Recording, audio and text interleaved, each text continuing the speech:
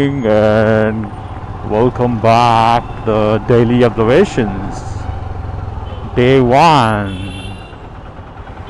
చలో అందరిలాగే మనం కూడా ఆఫీస్కి వెళ్ళిపోతాం. అందరిలాగా అంటే నైట్ షిఫ్ట్లు పనిచేసేటోళ్ళకి మా నైట్ షిఫ్ట్ వాళ్ళ గోలంతా వేరే ఉంటుంది. అందరు ఇంటికి వెళ్తుంటారు వెనక్కి.